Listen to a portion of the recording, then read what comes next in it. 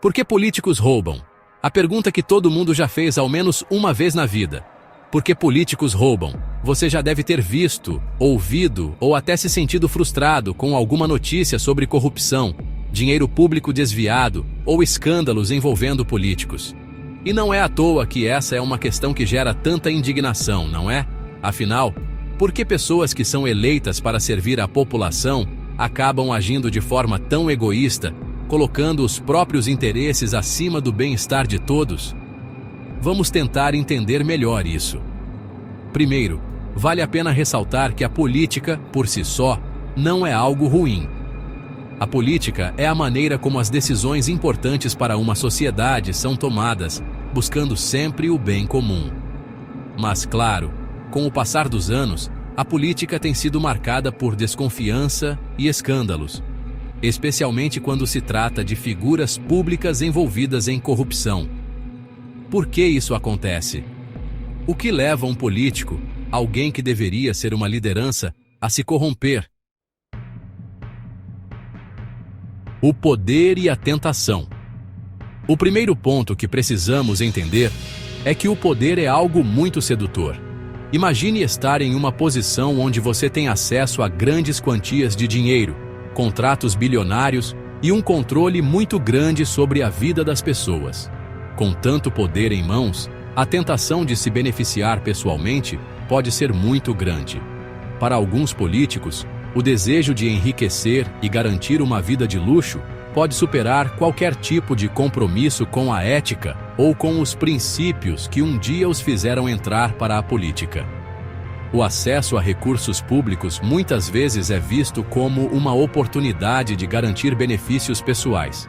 E, quando a moralidade é deixada de lado, o caminho do desvio de verbas parece cada vez mais tentador. Agora, um ponto muito importante: a falta de fiscalização. Em muitas situações, quando não há uma fiscalização adequada, a corrupção se espalha. Algumas administrações públicas são muito mais suscetíveis ao desvio de verbas devido a sistemas de controle fracos ou ineficazes. Sem a pressão de uma sociedade atenta, de uma imprensa investigativa ou de um sistema judiciário forte, o político pode achar que não será punido por suas ações, e isso alimenta a ideia de que vale a pena tentar cometer um crime. Mas vale ressaltar também que muitos políticos entram para a política com boas intenções, querendo de fato melhorar a vida das pessoas. No entanto, quando se encontram em um sistema cheio de corrupção estruturada, com as portas abertas para o desvio de recursos, a tentação pode ser grande e o ambiente político acaba influenciando suas decisões. Eles podem achar que todos fazem e que, para se manterem competitivos, talvez precisem fazer o mesmo. Ou, até pior, muitos podem pensar que a corrupção é normal dentro do sistema. A cultura da impunidade é outro fator que contribui para esse comportamento.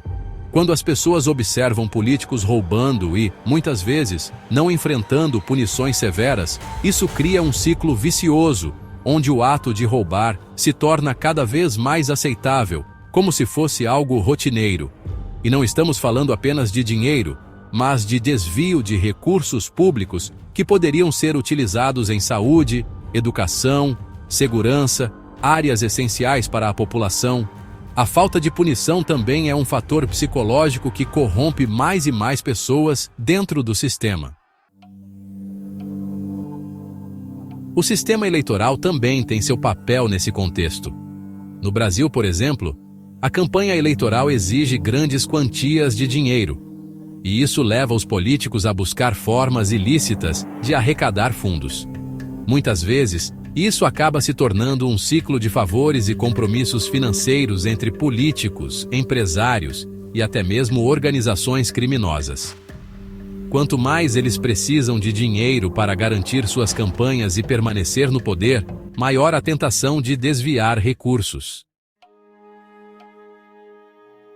E não podemos deixar de mencionar o isolamento do político. Quanto mais distante o político está da realidade do povo, mais ele pode se sentir acima da lei. Quando um político vive em um mundo de privilégios, cercado por assessores, segurança e um estilo de vida luxuoso, pode acabar se desconectando das dificuldades enfrentadas pela população.